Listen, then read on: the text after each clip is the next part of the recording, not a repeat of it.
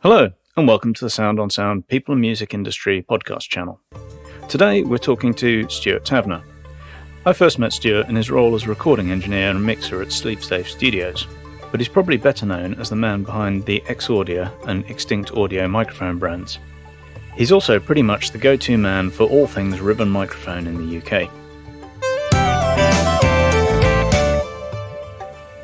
Stewart, welcome to the show. Thank you very much.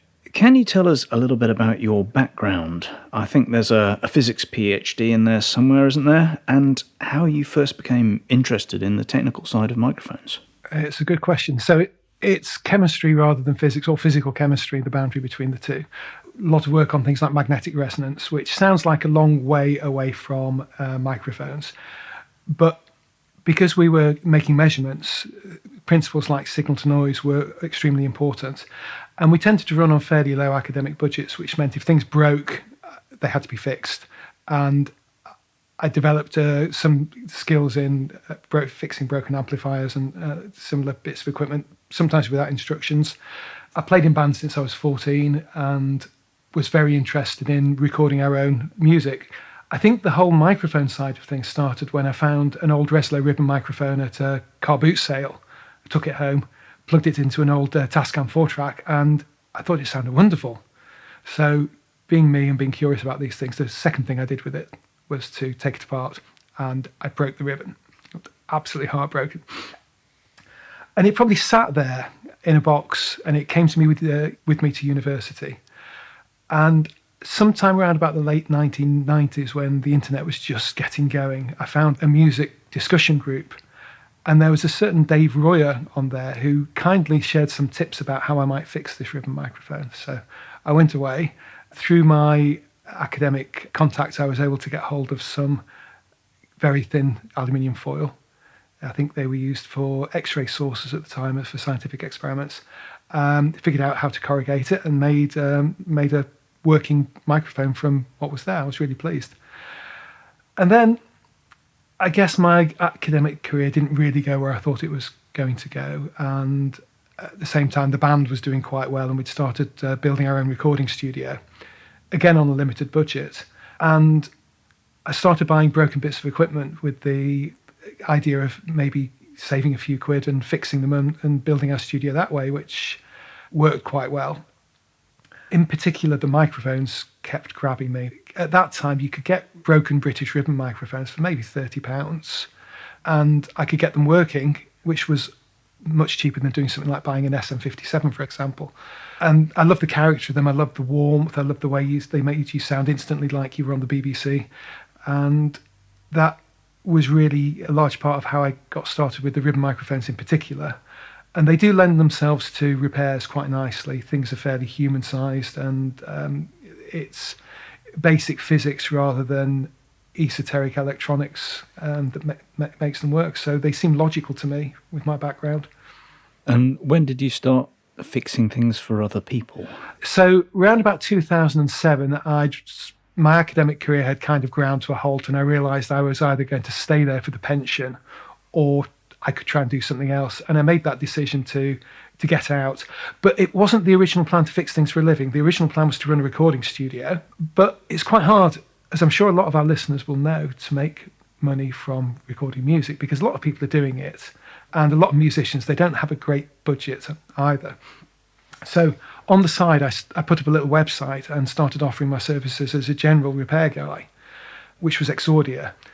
And round about that time, I'd spotted some equipment on eBay which belonged to an old RCA engineer, including a corrugator. So I bought this corrugator with the intention just to fix my own microphones and maybe make the money back from my initial outlay, which was around about £1,000. I put up the service on the website, and within a month I had enough interest to be able to repay that initial investment. So it grew from there.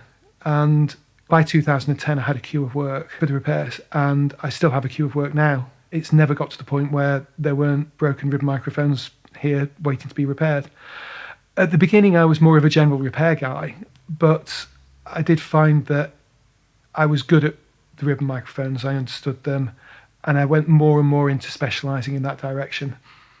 So at what point did you realise that you had gone from being fairly handy at fixing things to becoming an expert on ribbon microphones and realizing that you had a potential business I think it became apparent that it was the business probably after 3 years. In terms of expertise, I say to people, the first 1,000 are the hardest. And once you've done 1,000 of anything, hopefully you've become quite competent at it. So I think around about the 1,000 mark.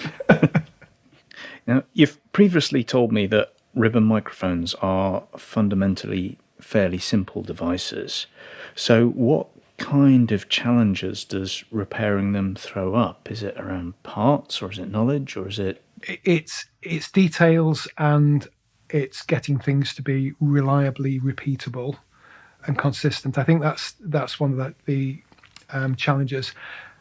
So fundamentally, they're a very simple device. The way a ribbon microphone operates is by having a small, thin piece of aluminium, the ribbon, in a magnetic field, and the sound waves move the ribbon in the magnetic field, which produces an electrical current. It's very similar to a car alternator, for example, which is why we call it the motor. I know that's backwards, but it's very similar. It's the reverse of a motor. And we do refer to the working heart of a ribbon microphone as being the motor. So fundamentally, they're simple. And that means an awful lot of people have made weird and wonderful versions over the years. And it's very much been a cottage industry with lots of little businesses, if you look at the history of it, making things for a while and then moving on, or running out of funding, or not getting the customers and so on. And that's one of the really delightful things about it, because you're always finding new obscure brands and so on. In terms of challenges, I think things like judging the thickness of the foil that you need to use. If you read the internet, people will say, oh, you need to use 1.8 micrometers or 2.4 micrometers. It's not that simple, because the ribbon itself forms a filter with the transformer. So the way the ribbon and transformer work together is a little bit more subtle, perhaps, than people first realise. And the ribbon needs to be matched to the transformer, or vice versa. So understanding that element is key. And then being able to work to very close tolerances is also key, because as your ribbon gets thinner further away from the magnets, the sensitivity drops off quite rapidly. So you want the ribbon to be as wide as possible, but without touching the magnets. And very often we're working to 0.1 of a millimeter. I think that's the real challenge. It's the hand-to-eye skills. And again, this is why I say the first 1,000 are the hardest, because that's when you're developing the look and feel of it. From a technician. In terms of understanding the physics of it, they're really simple devices. It's attention to detail, as always. That's the critical thing. I think there's an opportunity here to settle a couple of much debated points about ribbon microphones. The first one is, should ribbon microphones always be stored vertically? I have never seen evidence of sag in a well-made ribbon microphone. That's a very careful answer. Yes, it is a careful answer. I think sometimes if microphones are being shipped from overseas on a boat, possibly from the other side of the world, for months and months and months, being rocked, that can actually cause problems with the ribbons. And I'm not necessarily sure that storage, vertical or horizontal, would solve that. Maybe, maybe not. In terms of on the bench, we've never observed it. We store our microphones higgledy-piggledy sideways, upwards, downwards. The ribbon's so light, if it's well made, it shouldn't sag. There may be situations where the corrugations have not been made tight enough or deep enough. Maybe there are some issues there, but we don't see it. Second question. Phantom power and ribbon microphones, good, bad, ugly, indifferent? It should not matter. With a modern ribbon microphone, it should be transformer balanced. And here's the thing, if it's transformer balanced and it has balanced phantom power, there is no voltage across the microphone. If you short one leg of the transformer, then that's a different matter. And then it's not balanced phantom power anymore, it's just power. And power is bad. Phantom power won't harm a ribbon microphone. So no TRS plugs and patch bays? No TRS plugs and patch bays. Do not run, this is bad, don't run phantom power through a TRS jack patch bay, because that can be bad. Whilst we're on it, I think people can worry about the wrong things. In terms of what we see microphones that have been stretched through too much level, with the ribbon blown or stretched. We see that commonly. I guess people could mistake that for the ribbon sagging, but it's sagged because it's been overloaded. Stretched because it's been overloaded. It's not spontaneously dropped its corrugations. we see a lot of dirt inside ribbon microphones. So if you're putting your microphone repeatedly down on your carpet and there's small iron particles, there's stray iron everywhere in dirt and soil. That will suck it straight up and you'll end up with dirt inside the microphone. Saliva, aluminium will oxidize. We like to think of aluminium as not rusting, but it will oxidize over time with saliva.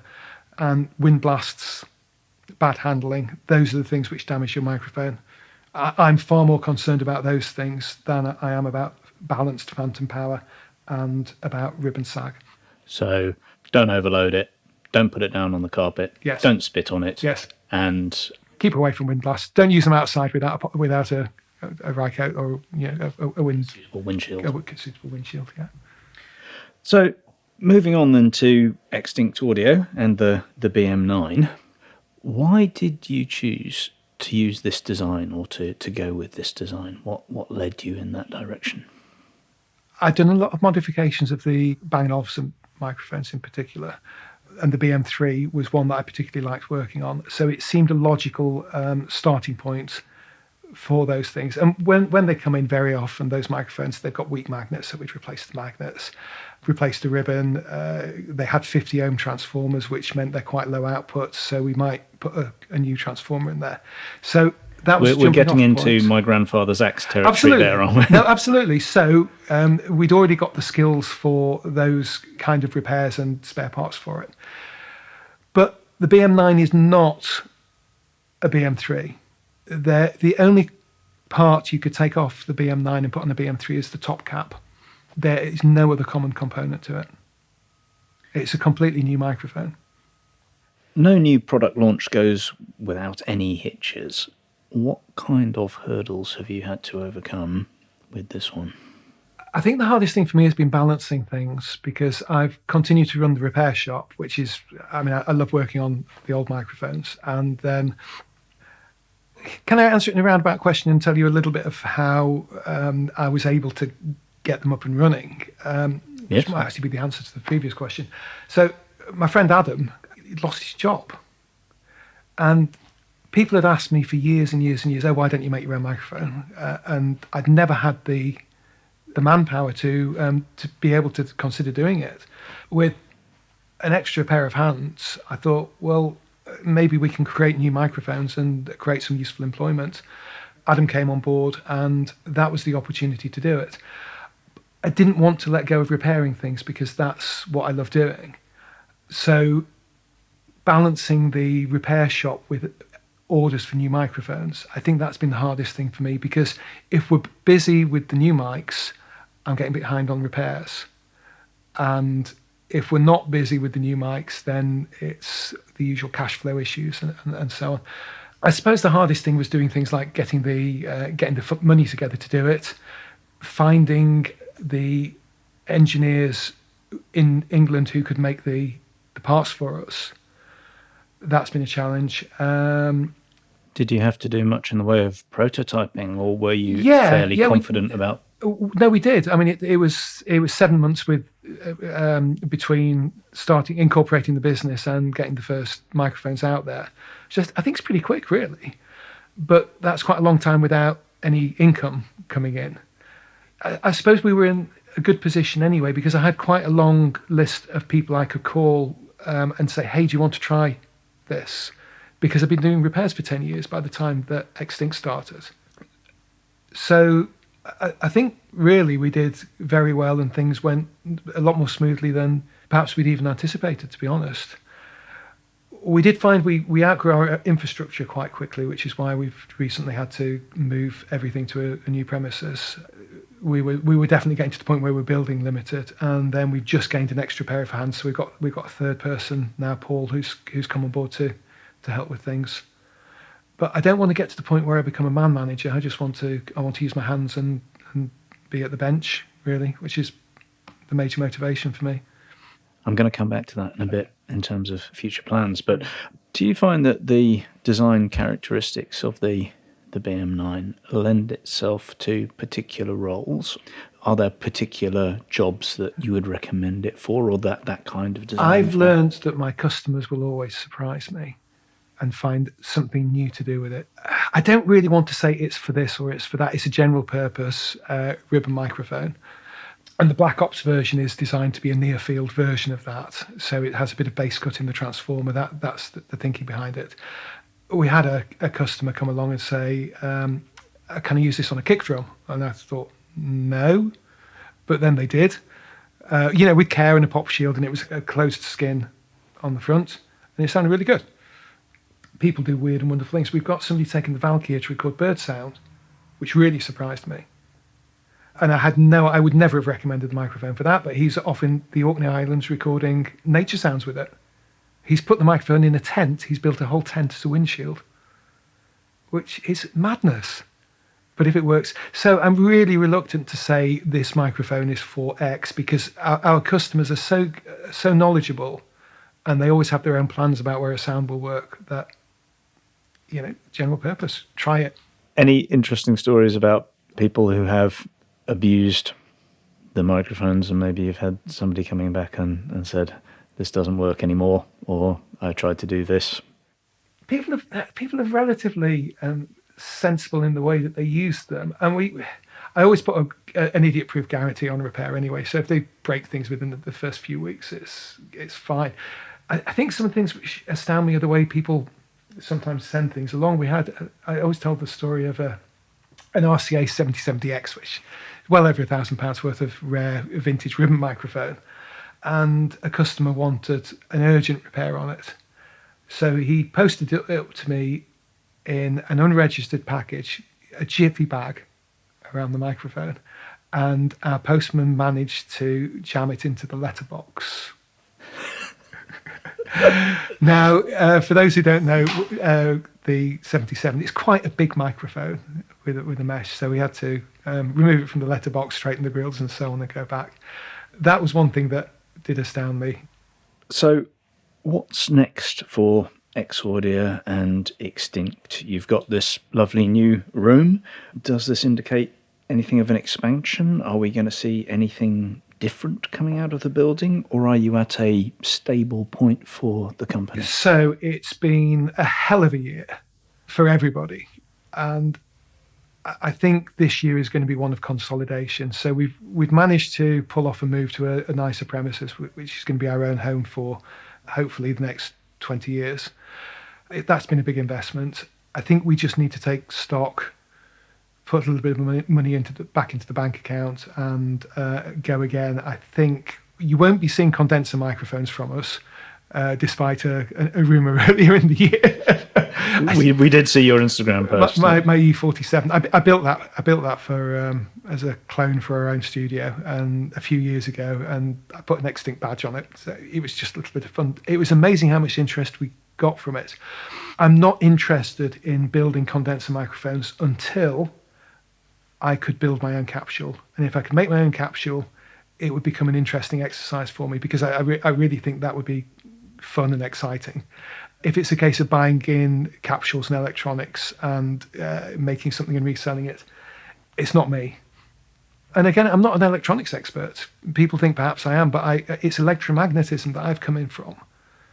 I can get by with electronics, but I probably don't have anything new to offer the world.